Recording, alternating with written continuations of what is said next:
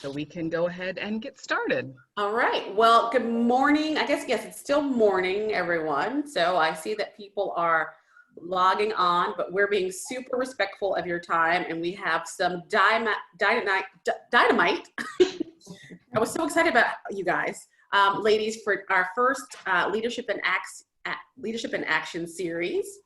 So we have, in alphabetical order, Marilyn Balcom. She is core of 2000. She is the president and CEO of the Gaithersburg Germantown Chamber of Commerce.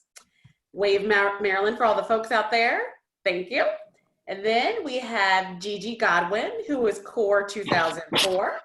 She's the president and CEO of the Montgomery County Chamber of Commerce.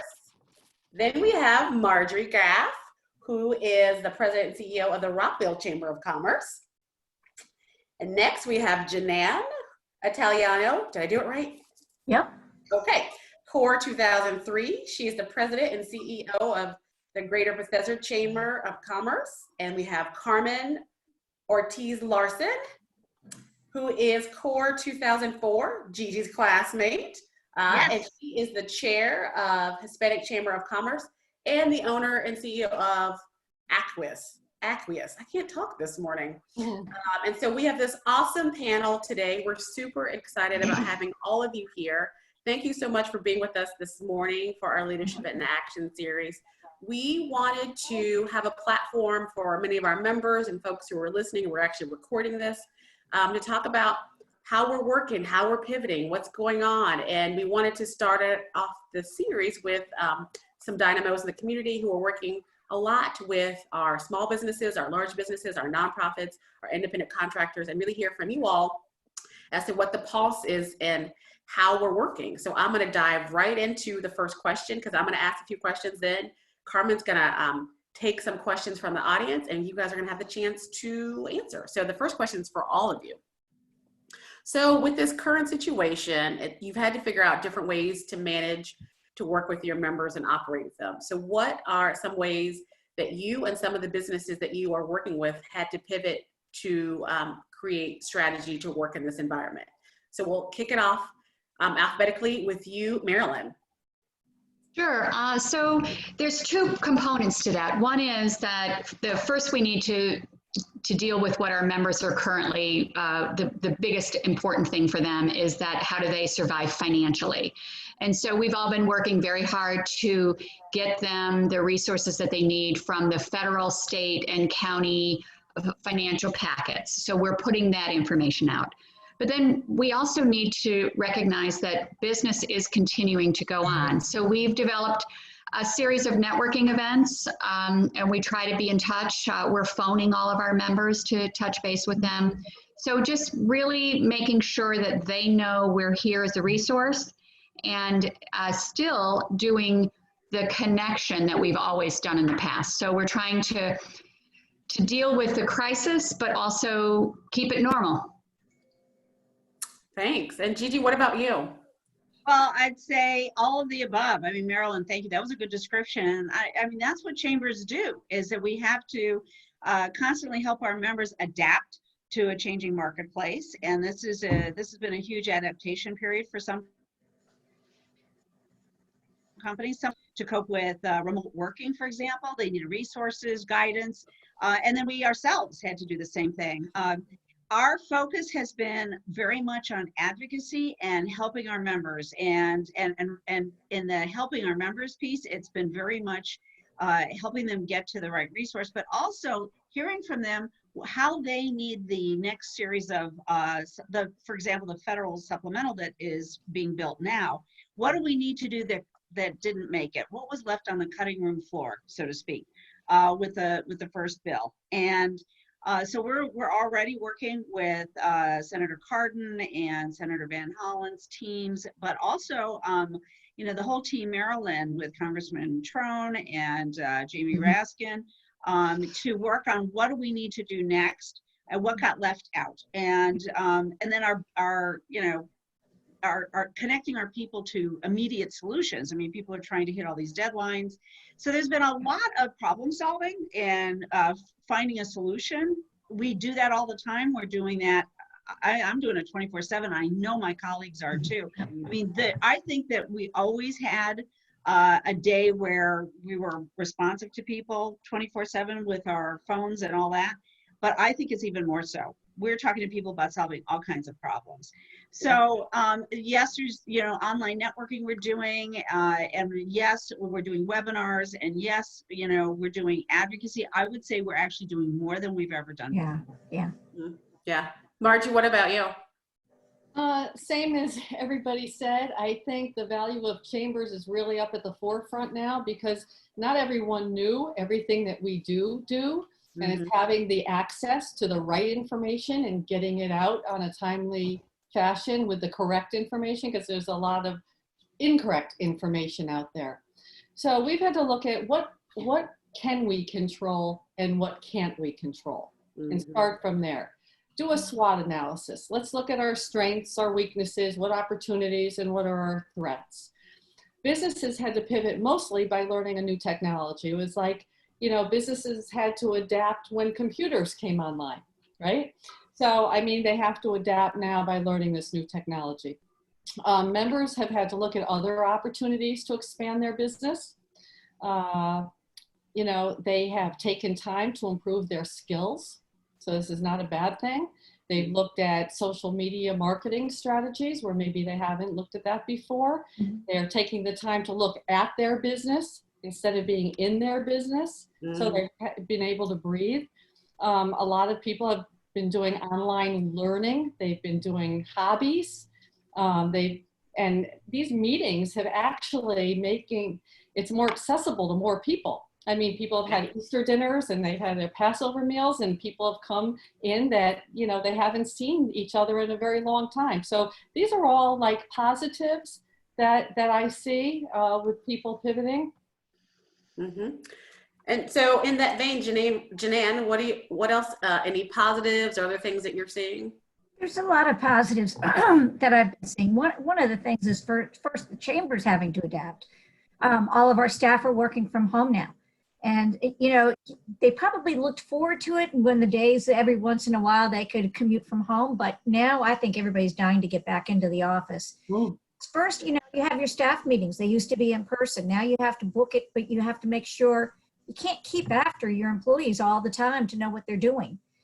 So working remotely from each other is a little difficult, but it's also a learning experience. It gives much more independence and a little bit more power to each staff person to just take on their projects and go with it, which is great for us. I have to say everything that, especially what Gigi and Marilyn had said. I think we've all the chambers have been in touch with each other probably every day, if not every other day, on all night. And night. Oh my goodness. Working to make sure that, you know, that legislation on March 31st that got the county going, that was primarily the chambers working very closely with Andrew Friedson, and primarily Tricia from the Montgomery County Chamber. She took the lead. But I have to tell you that this is a joint effort for all the chambers. The other part is looking at you know, continuity. Some of the program we had before, we're still continuing. We have our committee meetings every week. You know, our economic development and real estate's next week, memberships the week after, or Chamber 101. But in the same instance, what they were saying is webinars, how to deal with gaining weight. We have one coming up next week from a nutritionist talking about how you gotta stop gaining all that weight and how you can work from home without binging. And I'm going to be the first one in line for that class. There's, you know, and there's others. We're looking at the community needs because I think that's an important part. So interestingly enough, with all that the restaurants are going through, to see the good that they do, we have, you know, Jeff Goldberg, it's a Pancake House. They give 10% of their income to a charity every week, 1 day a week. Mark Moore from St. Arnold's is doing a collection of food for homeless veterans in the District of Columbia, and he's reaching out for people to help out. There, especially when you're seeing the restaurants, especially giving back their food, their time, and to others that are on the front line. It's fascinating to see, but they pull the chambers in, and we're the connecting points for that. Right. good for us, and it's good for the community. This is the positive part. I've never seen everybody so connected as they are now. Yeah, we can only hope it stays this way. And so, Carmen, you have two different hats, right? Because you're running your company and you're running a chamber. So Right, I'd love to hear a little bit from you, like how you're pivoting and doing both of those things. Right. So I've had many years of experience of splitting my person into multiple identities. So, but so the chamber is my passion commitment. The business is my must-have to survive commitment. But I'm not going to minimize my business because my staff has been just totally awesome. They're all working from home, and one of the things that's good about having this dual role is that I learn from my business experience things that I can help with on the chamber side when we're working with members. So in your question about the current situation, how we pivot the strategies and how our members have pivoted strategies and how do we operate differently. So from the chamber perspective, the Hispanic Chamber of Commerce, Montgomery County, maybe sounds like it's a little bit different than the other chambers because we don't usually get thrown in. But I have to say, Marilyn's been totally awesome and very supportive. And I just, we've been able to help out. I mean, we've been able to get a lot of help from her in terms of advice. I always use her as a sounding board. But and I'm looking forward to using all of you other people as a sounding board too, and as we go on. But what we've done from the chamber, Hispanic Chamber, is we have established town hall meetings for our membership and for any small business that wants to reach out. On Tuesdays and Fridays from 4 to 5, we have an open town hall meeting where people can just dial in or Zoom in or WebEx. And we've decided we're going to go WebEx and then telephone. And then just have people just chime in and have issues that they want to bring up or want to exchange information with other CEOs and other business owners, because sometimes hearing from another business owner is a little bit different, right? So generally we have anywhere between a dozen and 20 people coming in on these calls. The other thing we've done different is we've been very supportive in terms of language. As well as Hispanic Chamber of Commerce, we're able to operate in English and Spanish and also French, which helps us to help out people from Haiti and people who are from Africa that are French speaking that don't, aren't able to get the support. So we can support English, Spanish, French, and Portuguese pretty readily. And so we've been out there trying to help out with that. And I'm going to say that to the other chambers, if you run into a problem, we can very readily jump into any of those other languages, not the Asian ones so much, but yes, the Spanish and the French. The other thing that we've done is we're trying to develop, and I'd like to work with you guys on this. I think everybody has some great ideas. We're trying to develop a series to talk about how to reinvent your business model, because some of the businesses that we're helping out will probably have very small chances, if any, to survive in some cases, or are going to be so decimated and so devastated that they're going to have to make hard decisions. Do I close up and restart something different, or do I have something enough here on my branding and loyalty, customer loyalty, to be able to kick back in? So we're going to have a series where we're going to be helpful on that, using coaches and also some people maybe from SCORE and maybe people from the business perspective or the financial perspective to help out and answer questions.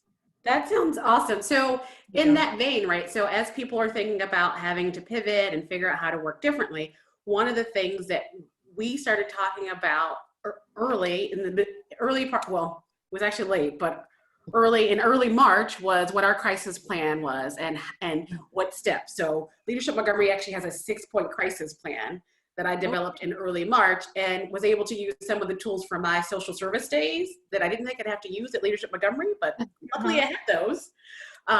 So we had to create this 6-point crisis plan. We're in code orange right now. And so I'd love to learn more about that. Yeah, So I'd like to see we'll that be too, looking at it. definitely. oh, I would be happy to share it with you all. That'd be great. So we're in code orange, Yeah. which means we're doing our work remotely. We have these crazy spreadsheets about levers, about how we pull things down and how things get done. And so I guess the question I have for some of you, and Marilyn, I'll pivot to you first, is, did you have a crisis plan? If you didn't, how did you kind of quickly create one, and where are you in that, and what does it look like, and is it helping? So no, we didn't have a crisis plan. So what we did very early on, of course, things moved very quickly, very fast. And so the first thing I needed to do is get everybody set up externally. And I think that I run a small business. There are 4 employees, right? And our number one expense is staff. And so the biggest issue for me in what is my financial plan for the success of my business, the Chamber of Commerce, is how long can I keep my staff employed? And that to me is the most important. And I've talked with my executive committee and my board, and we are all in agreement that we will do everything in our power to keep our staff employed. So that's the number one. And so from that perspective, we're fortunate to have reserves, and we'll use our reserves as long as we can. But then from my customers, my chamber members' perspective, it's critical that our economy can bounce back as quickly as possible. So for instance, we've made the decision that we're not dropping any members during this crisis. If one of my members can't pay their dues, we'll catch up with them at a later point in time, because it's important that every business in our economy thrives, not just our members. I think all of us have opened our doors to all businesses in Montgomery County. When we pushed out our restaurant list, we pushed it out to all restaurants, not just our members. So from a financial perspective, I'm taking care of my employees first, my members second, and the community third. Yeah, because you got to put your own mask on before you can help others. Right? Exactly. So if you're not in existence, you can't help anyone. So that makes perfect sense. So Margie, I'm going to pivot to you, and then Gigi, and then I'm going to ask Carmen and Janan the next question. Well, that was exactly what Marilyn said. We're in the same thing, deferring billing, moving it out. We're here to help them. Obviously that's what our job is. This is hitting me personally, because in 2008, when we had that economic downturn, I lost my business, and there was no government behind me so I mean, this has really taken a toll personally on me, because I don't want to see any of my businesses go through what I went through in 2008. So that's why it's so important for me to make sure they get all the information and know where to get loans, know where to get grants, make sure they have a support system. Just because I've been there, and it's pretty raw. Yeah. Thanks for sharing that. Yeah, that's true. I mean, and it's so unique because you can talk about it from a personal experience, which is really helpful, and great leadership to talk about that and to bring that perspective. Gigi, any other insights you want to add to this? Well, I was going to say that you asked the question, did we have a crisis plan? Yeah. And the answer is we did not have a crisis plan, but we did have sub plans in place, how to work remotely, because we've done it. We've all had snow days, and we've all had whatever else go on. So we actually had worked a lot of the systems, a lot of the bugs out of the system. Where we went that week, the last week we were all in the office was the week that ended in March 13th. It would have been the day we had our big public safety awards event, honoring our first responders. And, it's hard to remember that week, even that week, there had been no announcement by any elected official about not gathering in big groups and all that. And we had to make a tough decision at the beginning of the week. Every day that week felt like a week in itself.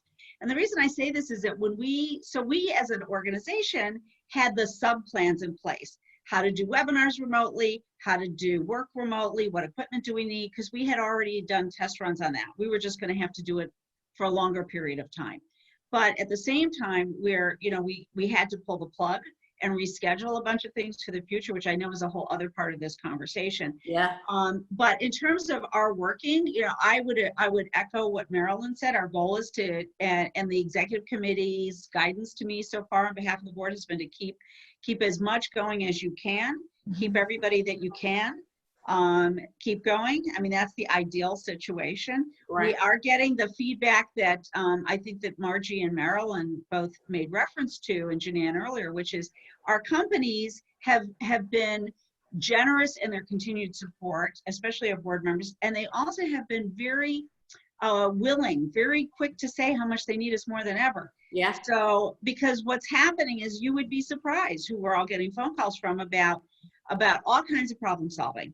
A big range, because the nature of our work is across many different industries. Right. We have hospitals, hospitality, defense, all of our financial, legal, accounting, all of those people. Everybody's got different kinds of problems right now. Yeah. So we're there. But to your point, what are our priorities is to keep going so that we can keep our mission going. That's the goal here. And we were, we're not included in, a lot of the programs out there, which is a whole other subject for another day, or maybe it's for today, I don't know. But anyway, we're not. And so we do rely, we are a C6, we organizations are. And as advocacy organizations, I mean, we have to provide value to our members and to our board members in order for us to have the doors open and staff and all that in place to solve those problems. Right. So, there are two things going on here. What do we do that's of value? And what we do of value that all of us do is bring people together in an era where we cannot bring people together in a traditional way. That is, and we're not alone. I would say, I would think everyone on this panel is in that. So we're all in a full place business, right? And so as are the arts community, as is the arts community, as is the sporting community. I mean, look at all the big organizations, NFL and everybody else, debating what are we doing next? What are we going to be doing in a few months? Which I think, where a lot of our planning is going is, how long are we in this situation? Right. And that's perfect, because that's the perfect segue, because we talked about in one of our webinars last week about being present and future focused, right? Mm-hmm. So what are we doing in this immediate time, right? And how are we looking for the future, right? Because we don't know in truth how long this is going to end, how it's going to end, when it's going to end, what it's going to look like. And so I'm going to ask Carmen and Janann to talk about how are you staying present and future focused, right? And what are your immediate and short-term plans within your organization and as you're talking to businesses? And Janann, go ahead and chime in first. Sure. So immediate is obviously reaching out to our members and making sure they're okay and getting funding. I mean, that has been all of our missions for number one. Right, for probably the last 3 weeks, night and day. Yesterday was Hell Day.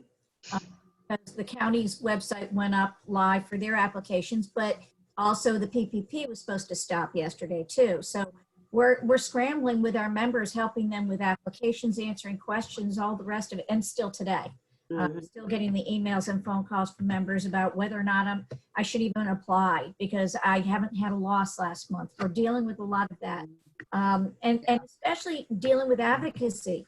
While this is going on, we're still sending emails and texts to the council members and to the county executive and so on, giving strong recommendations on how they need to be changing things right away or adding things. So that's the first part, is our advocacy, but also making sure our members have the funding that can hold them over until we start coming back to a normal. But the also part is helping our members and understanding just what situation they're in. So just like Marilyn, we've got our board of directors yesterday, they met via Zoom and they all agreed that they should be calling all of our members. So there's a list of over 500 members. One of them is calling 10 or 15. And they all want to. They want to do that, reach out from business to business and on behalf of the chamber. Leaves us a little bit of time to have the webinars and educational programs and all. But then the other part of getting back up and going, I have to say that the banks and the lenders and the landlords have been going above and beyond. I mean, these people don't sleep as far as, and I'm seeing it, and I know my colleagues here are too. We have one member that's a joint, he belongs to all the chambers of commerce and he's a landlord, has a small commercial property, but he's just so passionate about his tenants and his application process. And he's so worried about them, as are most of the landlords that are doing this. The other part is the banks, and they're just jumping over this whole thing with the PPP. They got thrown into something they didn't expect either. For moving forward, this is where the experts come in. The U.S. Chamber of Commerce is fantastic. They have been at the lead for all of this. For all of us, we belong to the Association of Chamber of Commerce Executives. And that's another one, the Maryland Chamber, and then our own members who are experts helping us through that future process. So doing it, but it's and probably in sync. In fact, we are having similar, having joint events and that type of thing too, webinars. Yeah, thank you. So Carmen, any thoughts about the present and future focus, these immediate and short-term plans? So our immediate focus is helping out the people who are calling us up to help them with the various resources and the loans and the grants and things like that. So we've definitely had been fortunate at the silver lining on some of the fact that some of the people can't work right now is that we've had quite a few people volunteering to help out. So we've been fortunate that we have people who are getting on the phone and helping people through the application process. We have the added difficulty that many of the small businesses that are immigrants, while they might speak English and understand English, they may not understand the very technical pieces, or what doesn't seem to us like very technical pieces, but might seem to them something that they're not used to. So our immediate focus has been helping people do all these applications and try to identify how they can get some help. If they have to lay off employees, what guidance can they give their staff, and that sort of thing. So that on the short term, it's all very hands-on, very logistics, right? Yeah. And we also have on the short term discovered that there's a very huge issue on anxiety and depression for business owners who are used to keeping a straight face and not show that they're fearful or scared. And so there's been a lot of mental health kinds of issues that they don't want to say it's a mental health issue. They just want to have some support, right? No business owner wants to say they have a mental health issue. They're just saying, I am so scared and I don't know how to tell these people that I have to lay them off. So I think that on the short term, we're also doing some group meetings like that with some psychologists that are helping us out. On the short term, I think that one of the good things on the short term, if I look at not the immediate, but the short term, is that it does give many of our businesses time to look at the administrative work, as well as the chamber, to look at all the administrative work that we kept putting off because it wasn't a priority. And now we can organize better in terms of, we have more time to do that in a sense, even though I have to say that all the emails and webinars, not this one, of course, but all the other ones, it's just incredible conflicts of scheduling, or you want to be in 2 or 3 and they're all at the same time. Yeah. So, and as a chamber, we have more time to review legislation that in the background is still, some of it is still going on. Yeah. And communicate with our legislators and try to give, sort of weigh in on some of these things. The long-term focus, of course, is how to manage businesses post CVP area, that's coronavirus pandemic area, the post-CVP era, and as I mentioned before, looking at helping advising people whether it makes more sense to recast your business model, scrap it and start something new, or should you just look to take a job and leave the entrepreneurial piece or the business piece out for a while. So those are the things that, immediate, short-term and long-term that we're dealing with. So thank you. So that's a good question. I'm going to ask this question to all of you for a short answer, because questions are actually starting to pile up in our Q&A. And I'm actually going to combine one of them that I saw, and it taps into what Carmen was talking about, the mental health piece. And so one of the questions that we have is around what's a leadership strength you're using right now, right? In this crisis, which taps into the mental health, because as the leaders, right, you got to lead, right? And so we were talking about last week, Darian said you have to absorb the chaos, project calm, right, and build confidence, right? And so we've been kind of using that mantra at Leadership Montgomery for a while. And that ties into the mental health piece, right? Because you have to absorb it all and then figure it out, right? And help your members, help your staff. And so what's a leadership strength that you all are using in this time? And the combo piece is, where are you getting your information to help with that? So we're going to go round robin just because of the way my screen is. We're starting with Gigi. Well, that's a great question. I think that, first of all, we're all in the business of servant leadership, right? And so when you're in the business of servant leadership, it's different than like promoting yourself. You know, we deal with a lot of people that have to run for office and they're promoting themselves. We're not doing that. We're promoting solutions. So I think that we start from a place, and when you're in servant leadership, as everybody on this call is, yourself included, right? That's the business we're in, is that so the skill set is listening. You know, I think it's the very first thing is that you have to really listen to what people are saying is their problem, and then take it the next step. Oftentimes, one of the things I've learned in this job is that it is typical that somebody will tell me that this is their problem, and if you listen a little while and ask a few follow-up questions, very often, most often, you find that the problem they told you is the problem is not the problem. And you need to spend time listening and asking the follow-up, as opposed to just saying, oh, well, here's the information you need, or here's the information you asked for. Sometimes what people ask for is not really what they need. And so one thing I have learned in the years of doing this job is to ask the follow-up questions, not respond to the get me this. I'm happy to get you that, but what's the problem we're solving for? And so I find that more than ever, and I'm a phone person, as everybody on this call knows, is that I think emails are great for some kinds of, if you're in a dialogue, but I think getting on the phone or doing this sort of a Zoom call or something, Teams, so you can see somebody or hear the hesitation in their voice. I think it's important to leverage that skill that everybody on this call has. We use it. That's why we do so many in-person things. But I think that as servant leaders, we're listening, and we're using our strategic thinking to solve their problems. Yeah. And it's different. It's solving the problem. It's addressing what is really the problem now. And then how are we positioning for a post, I think it's good. What are we calling this? Post Corona CVP, whatever. I like it's getting shorter, which is good.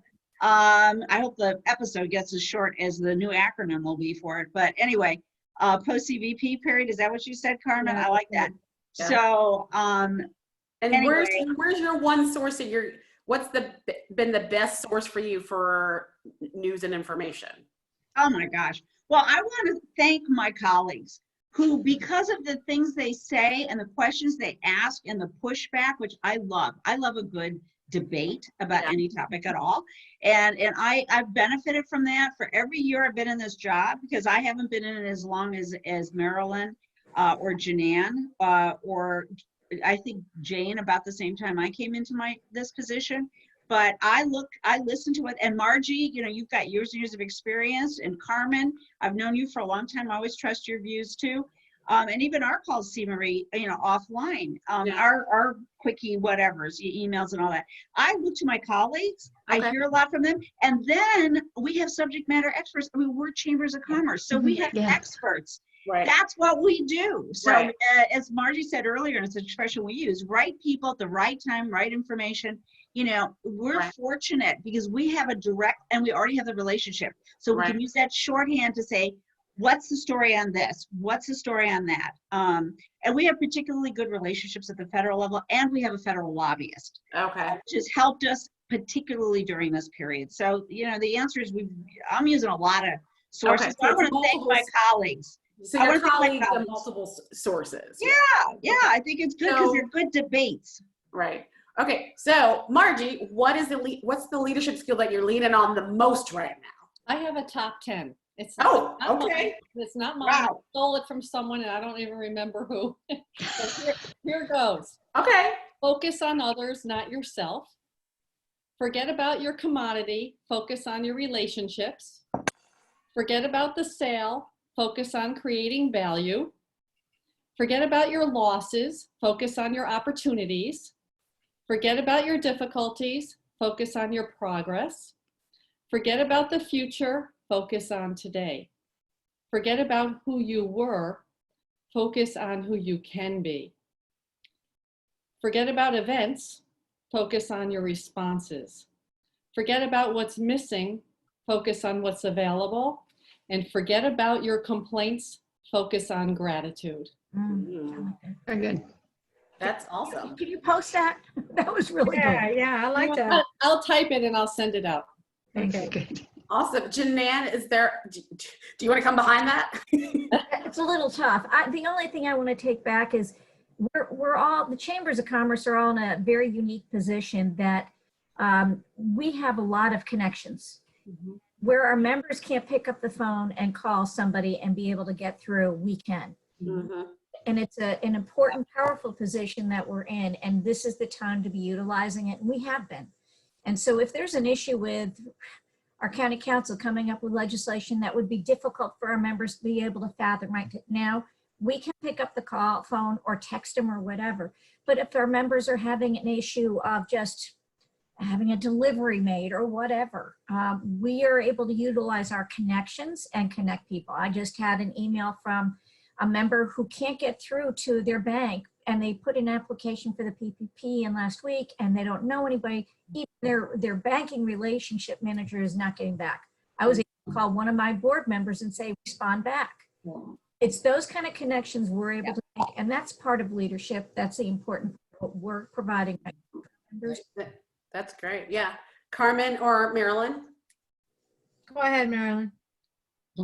Yeah, so I think I'm relying on my superpower of taking so much information every minute of the day and synthesizing it and putting it back out in the simplest, most possible, easiest terms for our members. Because the first 2 weeks of this crisis was information was coming at us from so many different areas, and it was just overwhelming, and it continues to be overwhelming. And I think that because of what Janan said, because of our connections, because of, in Gigi's point about listening, so because of the relationships we have with the businesses, our legislators, we have access to information, and the key is to synthesize that information, to take all of this chaos that's happening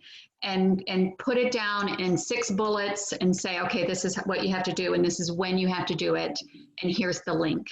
And I think that that's something that is providing the most value right now. Okay. Okay, so Anything before we go into our first question? So let me address that. I want to say that I agree with everybody. Everything everybody said. I think in addition to that, what we've done is we've been asked to make some sense out of the many sources of information. So what we've done is we've been a lot more active on our website to try to organize information. And here's what's available for this, for that, and from the federal, from the state, from the county, and what is best for that. But I think what I tell people when members that are having a hard time, because we were talking about mental health and how do they cope, I think that what we say is trying to focus. I think what Gigi said was really great. We have to listen to them. I think what we do, maybe I'd like to put a little bit of a spin on that I feel that I can't tell them what the answer is for them, but I do feel that I can help by listening, hearing, and sort of eliciting from them, having them think out what the answer is, and providing some idea of, as Janan said, we can connect. So we know who else is having similar things or has overcome similar things. So the sources are really about providing that leadership of listening and connecting. Yeah. And so that, I think that's a big thing, and providing that information to them in some kind of a more organized way, and recommending that people focus, like the list of 10, the top 10. And I think focusing on what you can do is the best way. Right. Right. Yeah, that's a current theme. So I know we have some questions in the queue. I think a magical voice from Carmen is going to pop up and ask one of the next questions. Yes, Carmen with a K. As a reminder, please feel free to submit your questions using the Q&A feature at the bottom of your screen.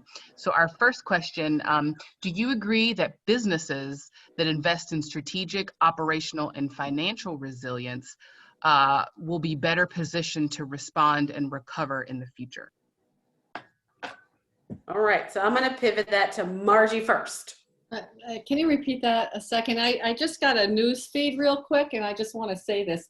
The SBA loan program, the PPP, just hit its $349 billion limit and is now out of money. Just what we were worried about too. Yep. So that just happened. Okay, so sorry. Can you repeat the question? Well, let's stay current. So what's the reactions from you all from that? We need more money. Gotta get more money. I mean, you know, and the frustrating thing is that to get that next tranche of money, you know, there's so much going on the Hill. It's a huge issue. And we were worried that this was going to happen today. So Marilyn, had you had conversations with folks around this about it hitting the wall? Can I just talk about this? Yeah. So the problem is for a lot of our employees, particularly our small employers, they're just now trying to figure out the system, and they may not have the resources available, the professional resources available to even apply for these loans. Yeah. And so what's happening is that the people who, I'm happy for every business that has received money, and I think it's fantastic and wonderful. However, the vast majority of businesses in the country, in our community, have not received any aid. And so we need to step back and rethink how we're helping these people. We're not going to see the full potential of this loss, of this economic crisis, till well into the summer. And by then, all the money's going to be gone. So we need to be thinking about CARES 2, CARES 3. The county needs to be thinking about what is the next grant. The state ran out of money within 2 weeks. And so this is a real crisis for our members, for all of our community.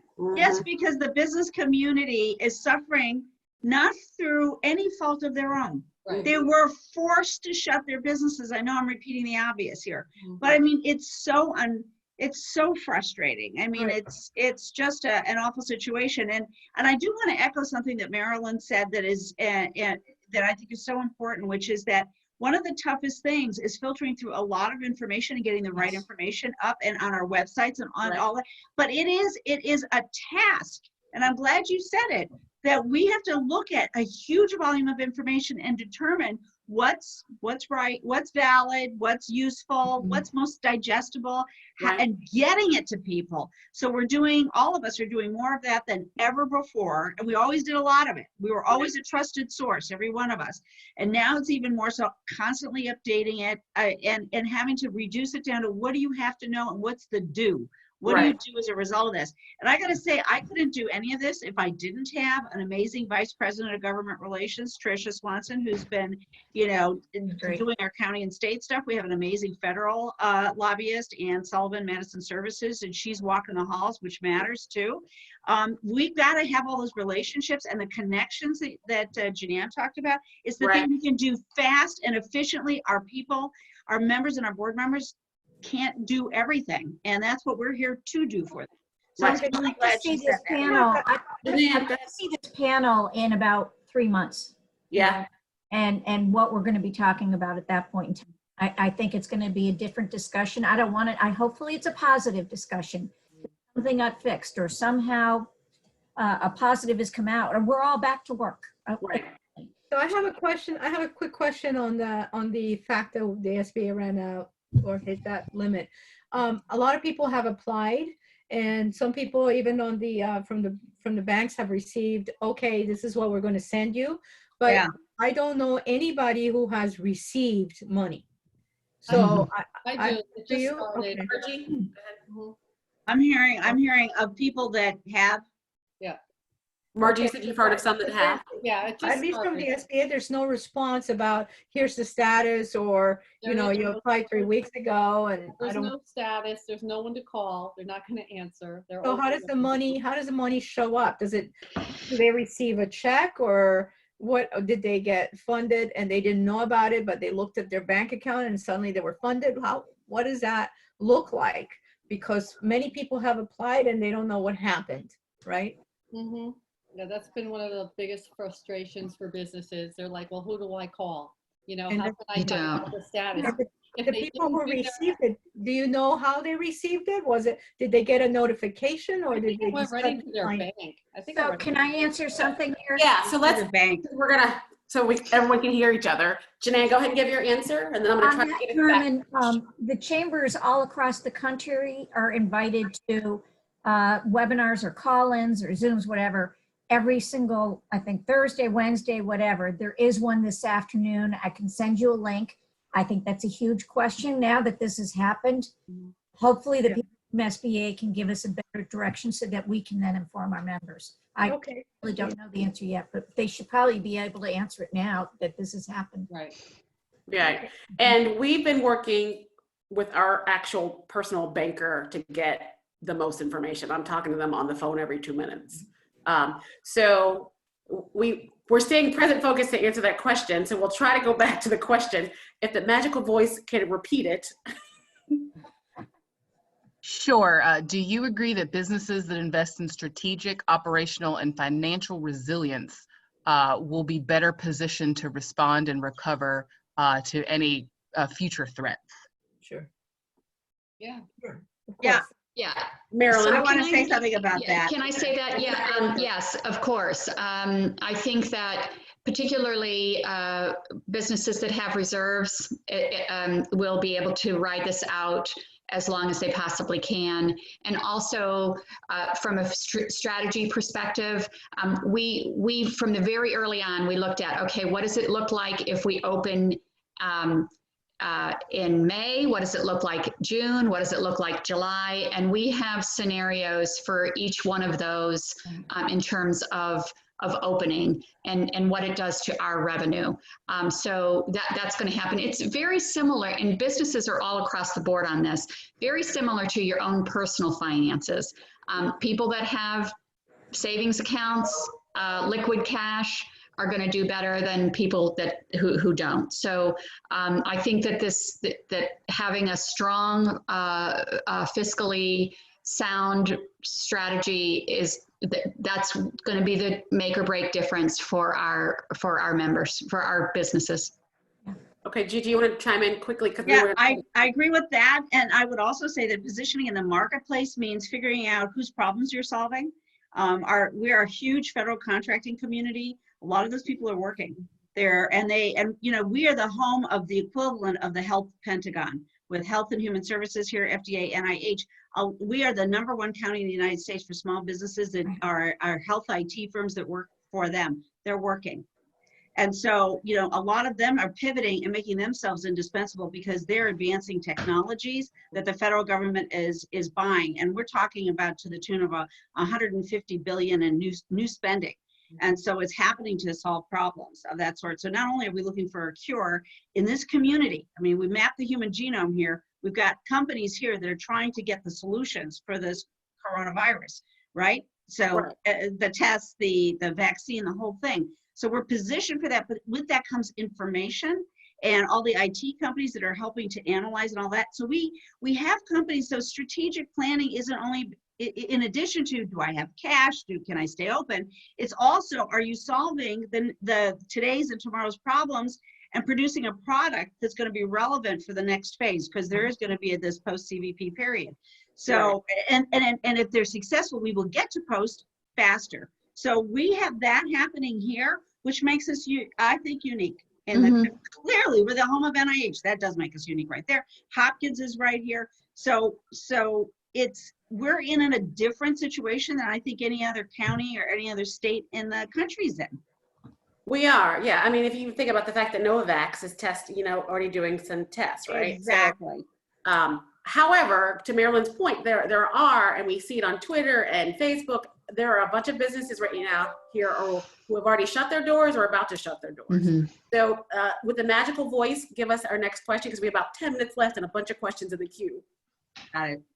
Sure. How do you see the return to work happening? Will it be gradually by certain industry, or maybe by only those employees who can prove that they have the antibody? How do you see the quote unquote return to normal happening? All right, Carmen, you're up first. Me? This Carmen. Yes. Okay, I think it depends on the industry you're in. Yeah. So it depends on the industry you're in, because if you're a business to consumer organization, you may want to look at innovations that help you be selective about what customers and what employees and what piece of your business you're going to be opening up. I mean, there have been suggestions out in the technology world, like you know, do you have something that reads the customer's temperature when they go in, and how does that play out with privacy of information? And do you have, the other one I heard is you can put a mat out that has chlorine on it so people don't walk in. I mean, I've heard a lot of different things, but the reality is people, you know, restaurants and stores have to think about how they want to open up gradually. They have to protect their employees. So how do they protect their employees? Should the government mandate some things? Maybe, I don't know. But I think that there should be some kind of a public health concern on how we do this gradually. The business to business is a little bit different. As Gigi said, there's a lot of things happening in this area. But from the small business perspective, it's not as, I know some small businesses happen to be subcontracting to some major contractors that are doing excellent. But even the big contractors I'm seeing are delaying their payments and are reducing the number of subcontractors that they use. So I do even think that in the high tech IT, there's some thinning out of use of small business, and the small businesses are not as in a great position as some of the larger ones. So even in the IT industry. So, but anyhow, so that's, I don't want to take up too much time. I want somebody else to say what they think. Does anyone I think in government contracting, that thinning out was happening because of the way contracting was done at the federal level. We've been all over that issue at our chamber because we have a major practice in that space at the federal level of advocacy, because what's been happening is they've been consolidating contracts. So add a global pandemic to that. Yeah, it was moving in that direction. I think it further complicates it. So I'm glad you raised that issue. Also, I think the governor is also going to be playing a part in this. Mm-hmm. Yeah. You know, we're very blessed that we have a very good governor. I can say that. I think he's been doing a good job as a leader for this and for the country. And I trust his judgment as far as when we should all be going back and how we all go back. We can't, I'm not an expert in that by any means, but I do think that it's going to be industry by industry. You're right, Carmen. I mean, when do restaurants open up? Well, they're kind of open too right now. Some of them are doing a really great job and doing the carry out and delivery, and bless them for keeping going. They're trying their hardest to keep their employees, but that's not, they're just keeping one or two. And one of our restaurants has normally 104 employees. General manager was so excited yesterday because he got to bring back one person into his staff. That's scary. So as soon as they can start going back, but you're right. I mean, I do think the governor is going to have a major part in this. I think that's true, but I think what Carmen said is true too, which is it's going to depend on the industry. I also think it's very hard to predict human behavior. And when are people going to be, so what does that mean going back? Because for some people, it means the ability to bring people together in a small space, whether it's a restaurant that's seating 50 people or our events collectively where we're seating hundreds of people in the same space. I mean, or whatever, it depends on what the line of work is. You could work remotely, I'd do IT and keep going like nothing happened, kind of, except for, the obvious personal stuff. But then how do you bring people? A lot of commerce is about humans being in spaces. And until humans are in spaces with confidence, and I think that really goes to the conversations everywhere, you'd have to be under a rock to miss it, which is when is there going to be a vaccine, or when is there going to be a test so that people can say, you know, I'll carry their little yellow card, like when you travel overseas, I've had this vaccination, or I'm immune and I don't get this thing, or I already had it, or whatever. I mean, we're not in a place yet. Yeah. But that's what I'm hearing from everybody. My sister works at NIH, and so does my neighbor across the street. They're going to have another town hall with Dr. Collins this week. And, you know, so they're hearing firsthand about when they're going to even open their campus. That tells me something about what they think. By the way, this morning, my husband and I signed up. I don't know if we'll be chosen to participate in that voluntary. You can volunteer. You have to be chosen to be tested, so they can start assembling data on who's got the immunity, who had it already, and all that. But we're in a situation where until you have human confidence, it's going to be a mixture of what our governor or any governor says and how confident people are, and depends on what kind of work, what line of work you're in. So let's, Magical Voice, can we get maybe one more question in? Sure, and this kind of goes back to funding. Are you advising your members on how to use the money when they do receive a check? No. All right, well, the equivocal answer is no. It's whatever the business thinks is best. Can I just say though, what I have said to our members is that look to your local chamber members. We have a lot of your accountant, your attorney, your financial planner. They are best to advise. So not only is this whole funding situation a quagmire, but the tax implication is also critical. So we're advising our members to talk to their experts. I'm not a tax expert, but I know plenty of them. So that's what we're doing. Okay, perfect. Magical Voice, we might get the last question in. Sure. Will there be a way for private individuals to connect to a small business and perhaps offer any financial aid or grants to enable them to continue? Yes. Yes. I think that we all have directories on our websites of our members.